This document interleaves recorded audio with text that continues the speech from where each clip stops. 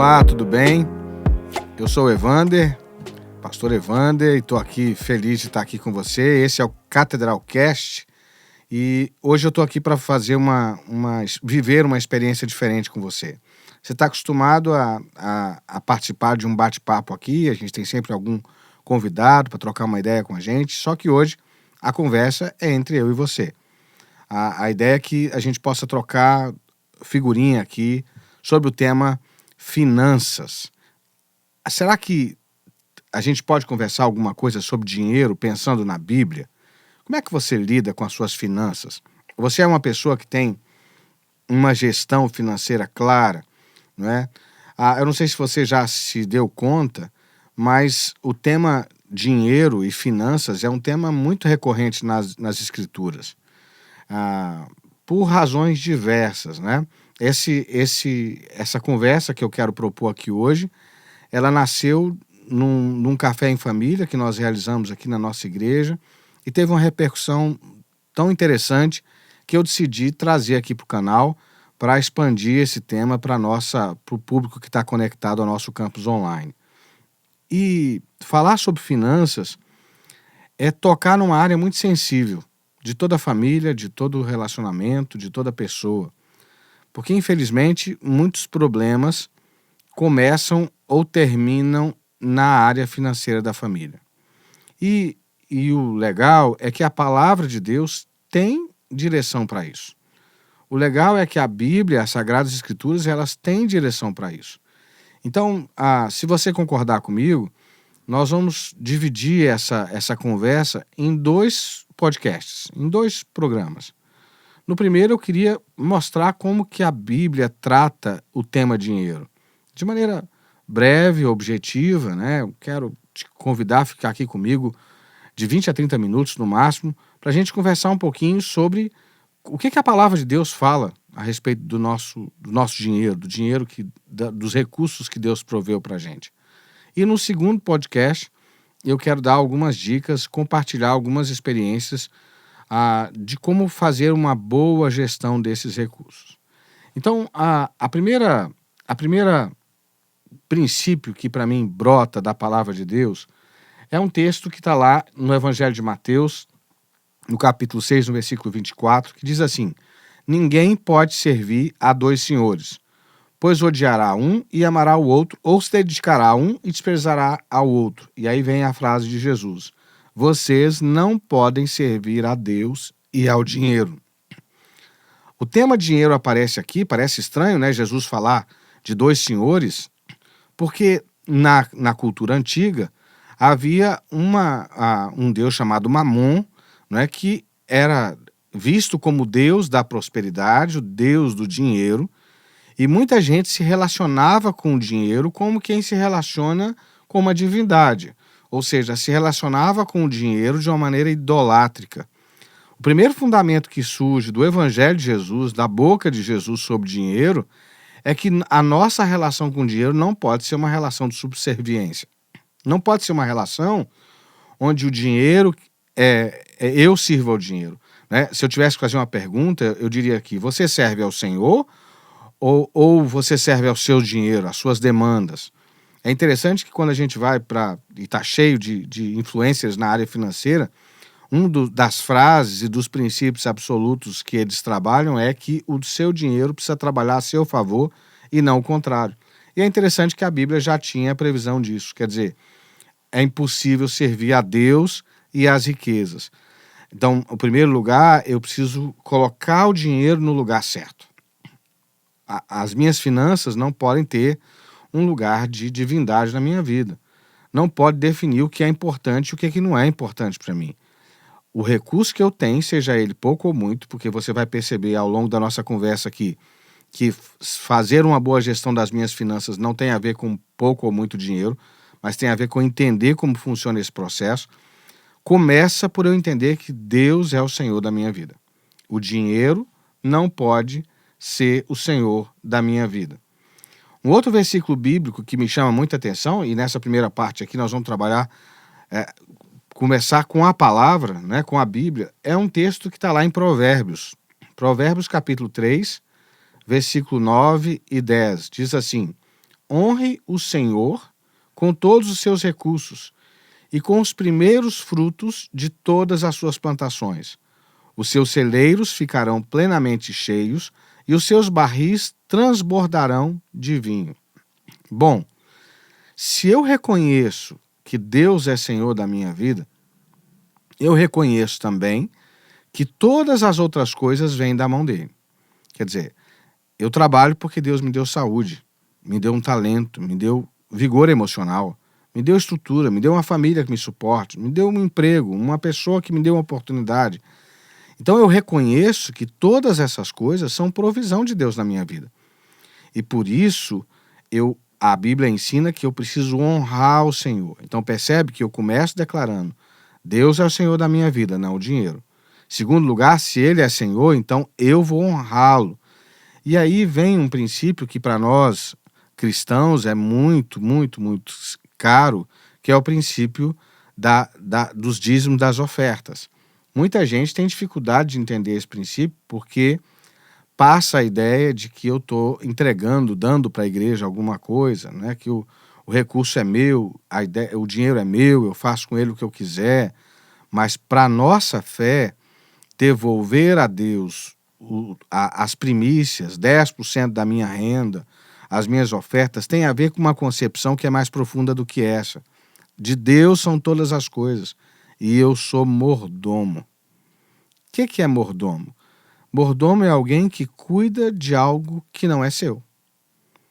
Então, eu estou aqui, por exemplo, usando esse equipamento, esse microfone, essa mesa, essa cadeira, essa câmera que me faz chegar até a sua casa, mas nada disso é meu. Eu estou aqui usufruindo desse recurso, porque a igreja disponibilizou dessa condição para que a gente pudesse estar aqui, e a gente está aqui na condição de mordomo, de como quem zela daquilo que não é meu. Quem usufrui, mas zela. Percebe? Quando eu entendo que tudo é de Deus, então a minha relação com os meus bens muda. Porque agora eu sou mordomo. Então eu devolvo a ele o que é dele, e aí tem um princípio muito interessante que está presente no judaísmo, está presente no cristianismo, que é a ideia de que você não come toda a semente que você produz. O princípio do dízimo tem a ver com isso. Eu devolvo a Deus uma parte daquilo que Ele mesmo me deu, com o princípio de que eu não posso comer toda a semente que eu produzi. E como eu sou mordomo, olha o que é que diz o Salmo capítulo 24, versículo 1. Do Senhor é a terra e a sua plenitude, o mundo e os que nele habitam. Quer dizer, eu reconheço que tudo é de Deus. Então, deixa eu te fazer uma pergunta. Imagine que você fosse, por exemplo, usar um carro de alguém. Alguém te empresta o carro. Como é que você faria? Você ia querer saber quais são os princípios daquela pessoa, como é que ela gosta de deixar o carro e tal. Se você recebe o carro limpo, você devolve o carro limpo. Se você recebe o carro abastecido, você devolve o carro abastecido. Ou se você usa uma casa, vai passear, usa uma casa de alguém emprestado, você vai respeitar os limites, o jeito. Você não pega uma casa emprestada para um final de semana e muda a mobília toda de lugar, muda todas as coisas. Não, por quê? Porque não é seu, você não é dono. Você está usando uma coisa que alguém, por graça, te ofereceu.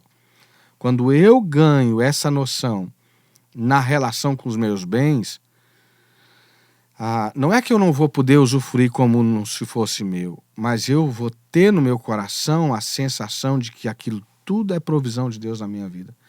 Então eu preciso honrá-lo nisso. Eu preciso perguntá-lo: Deus,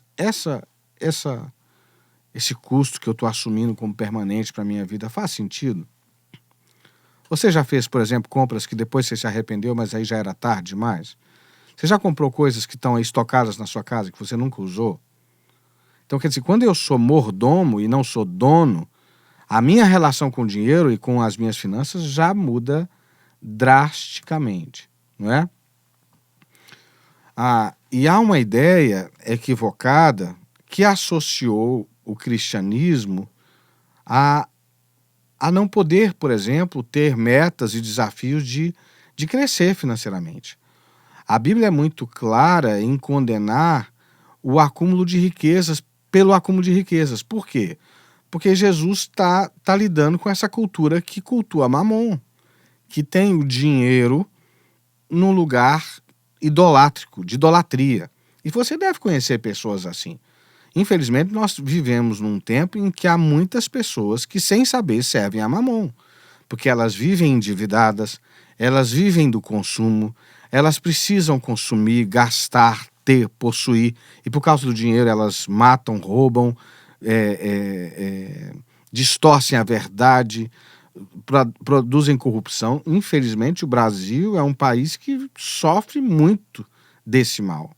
Quer dizer, o evangelho vai contra essa cultura de culto ao dinheiro, mas a palavra de Deus, na contramão disso, diz que aqueles que reconhecem a Deus como Senhor de todas as coisas e dono de todas as coisas, Deus dá, olha que interessante, a capacidade de produzir riquezas.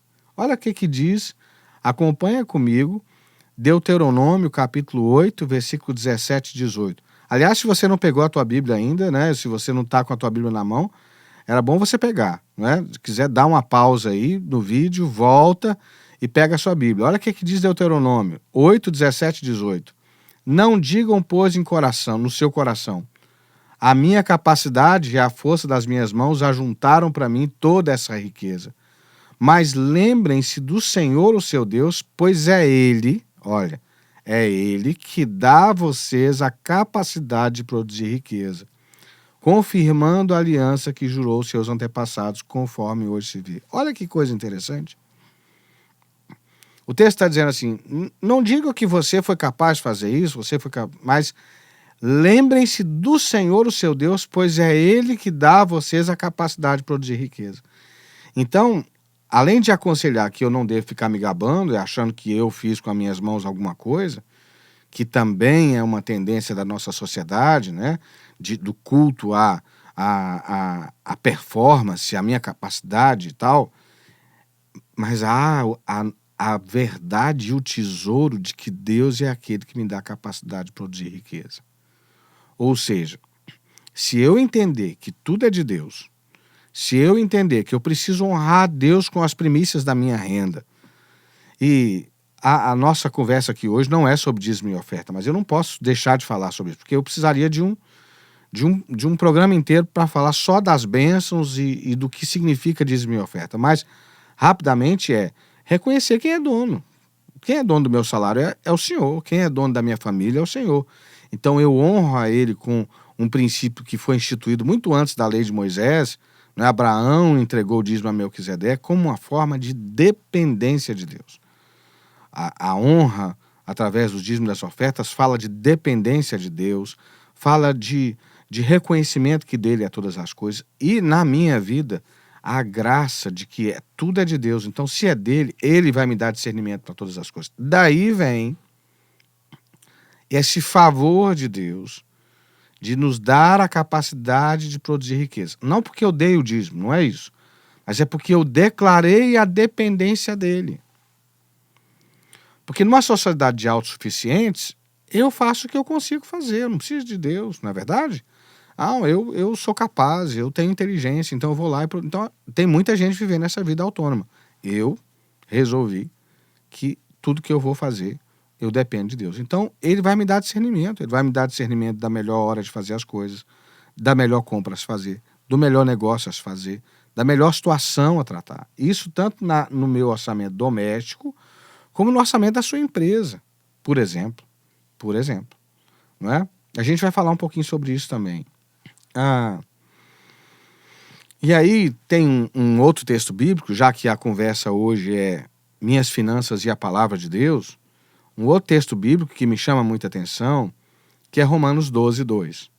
Romanos 12, 2 diz assim, não vos conformeis com este século, mas transformai-vos pela renovação da vossa mente, para que experimenteis qual seja a boa, agradável e perfeita vontade de Deus. Aqui tem uma encruzilhada para a gente. Porque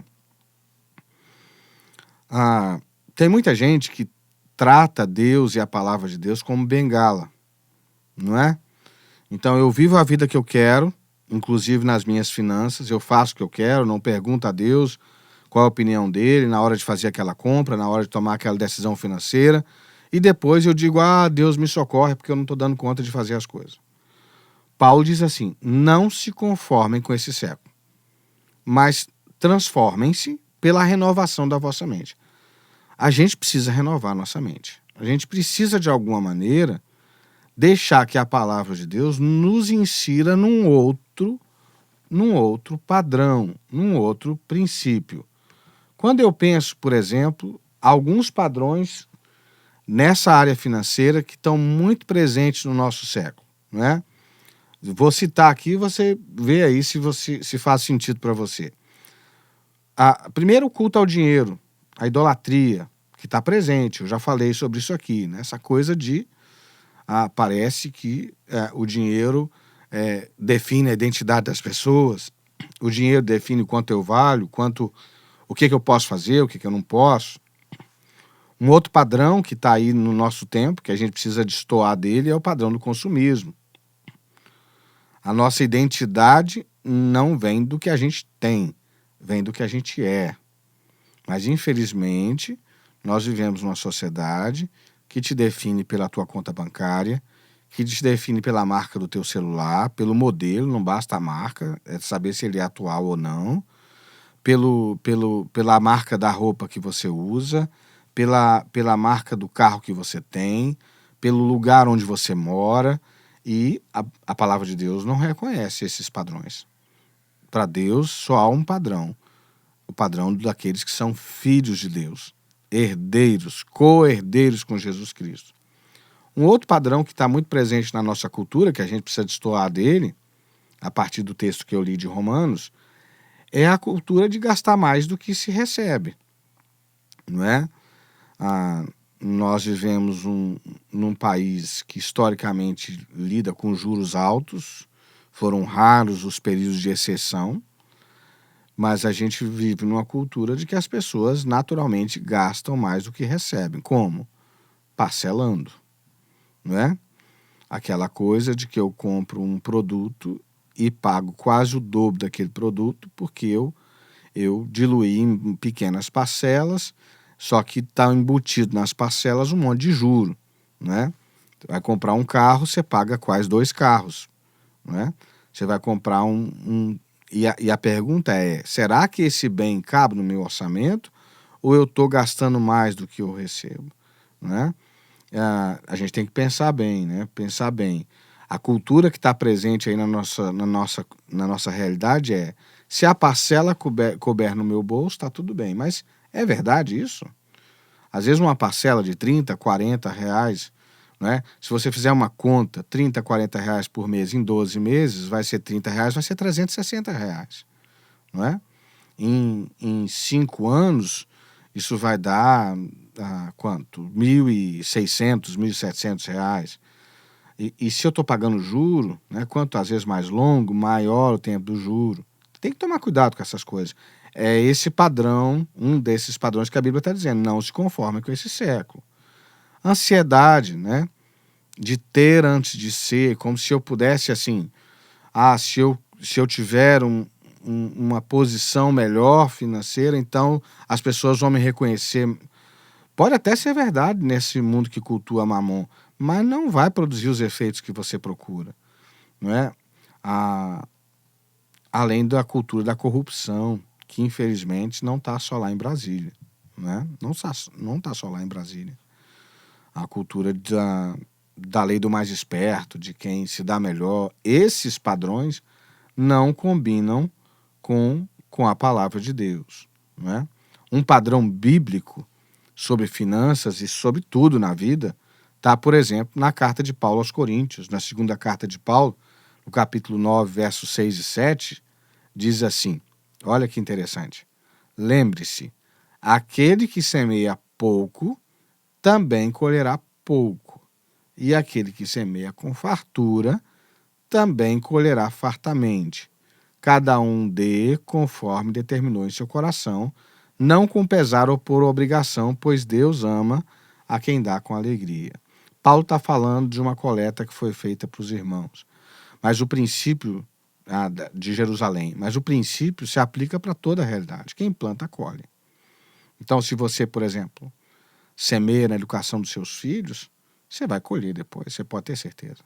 Se você semeia na sua própria educação, você vai colher. Se você semeia no reino de Deus, você vai colher. Agora, como você vai colher o que você não plantou? Isso serve para tudo, não é? Se você pegou todas as suas sementes e colocou para pagar um juro, que colheita você vai ter daí? Quando você terminar de pagar aquele bem, já não vale aquilo que você colocou nele. Na próximo programa, eu vou falar um pouquinho como que a gente ajusta as nossas finanças para ter espaço para todas as coisas, né? É claro que é um bate-papo, não é uma receita de bolo. Mas eu aqui hoje, na abertura dessa conversa, a ideia é trabalhar com você e te lembrar de que há princípios bíblicos sobre a gestão dos nossos recursos financeiros que podem ser aplicados ao tempo, a uma série de outras coisas que talvez a gente está negligenciando. O princípio da semeadura é um deles. Ninguém vai colher o que não plantou. Outro princípio que para mim está muito caro e que é muito caro, está lá em Mateus 6:21. Onde estiver o seu tesouro, aí também estará o seu coração.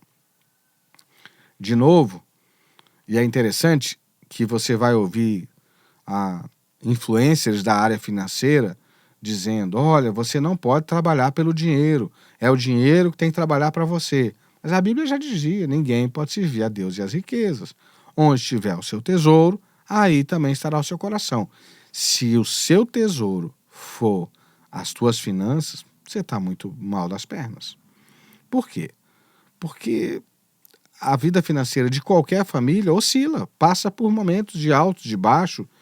A situação do país, por exemplo, nós vimos aí de um cenário de pandemia, agora de guerra, essa guerra que a gente já está enfrentando há um tempo, da Ucrânia e Rússia, e o mundo inteiro entrou numa crise econômica e financeira que afeta todo mundo. Se o meu tesouro está baseado numa estabilidade financeira, eu estou muito mal das pernas. Mas, se eu sou guiado por um propósito, naturalmente, por fazer aquilo com eficiência, isso vai gerar riqueza. Porque lembra, de Deus vem a capacidade de produzir riqueza. Então, a gente tem que pensar bem, né? Quem é senhor da minha vida? Quem governa a minha vida? Às vezes é fácil dizer assim: não, quem governa a minha vida é o Senhor, pastor, é a palavra de Deus. Mas posso te chamar para fazer uma experiência? Reúne a sua família aí. Para onde estão destinados os seus esforços? Em que você gasta a maior parte do seu tempo?